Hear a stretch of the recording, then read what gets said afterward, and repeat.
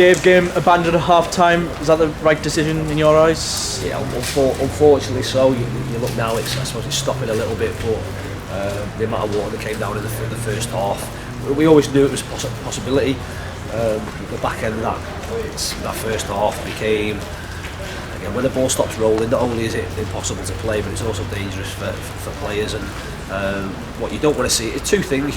First off, primarily player safety. You don't want to see anybody injured, and secondly, you don't want a ball getting stuck in a puddle costing a team a game. So, unfortunately, the correct decision is one that had to be made. And as disappointed as we all are, and as disappointed for the people who, like I say, have slogged their guts off for a couple of hours this afternoon trying to get the pitch into a playable condition, which it was, to be thwarted by rain that in fairness was forecast.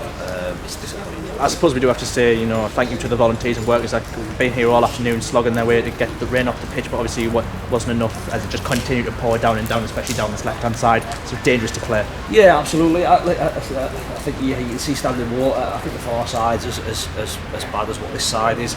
Like I say, once a surface is saturated as it was, they've got the standing water off, but there's still water underlying the surface. And as soon as a barrage came down, as it did, especially towards the last sort of bit of the first half, it was always going to be difficult to be able to, any pitch to be able to cope with it.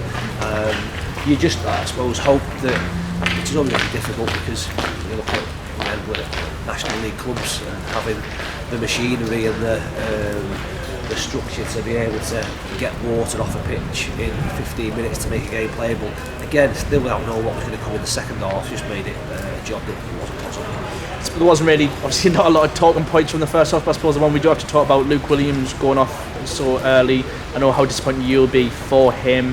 What have you got to say about Luke going off, and is it just an extension of what he's already been suffering from? Yeah, I don't know. Listen, we'll have to see where he is. Obviously, he's really disappointed at the moment, as we are for him.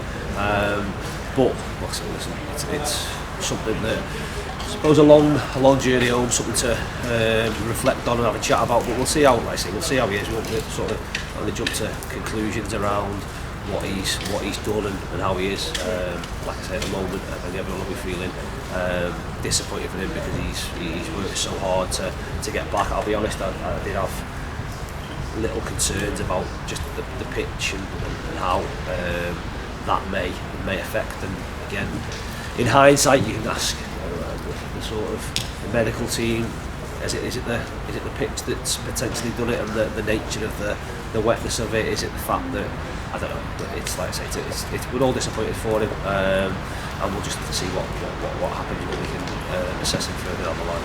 Just finally, obviously we will have to come back, add to the hectic schedule as we head into November, December, January. Is that something that you believe your squad can cope with, the amount of games that we're going to have to play, Saturday, Tuesday? We have no choice but to cope.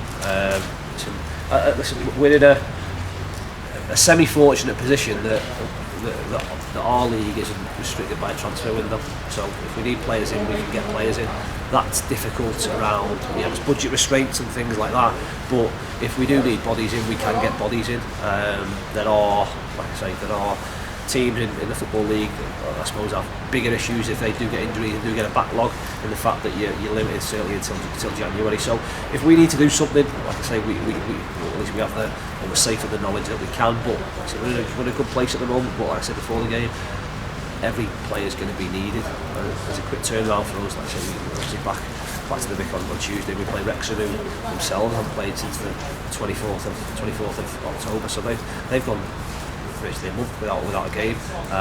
So every team's, like I say, in a unique position, and you've got to, I suppose, look after your own interest and a bit of self-interest around how your squad is set on a certain day. Dave, thanks very much. Cheers.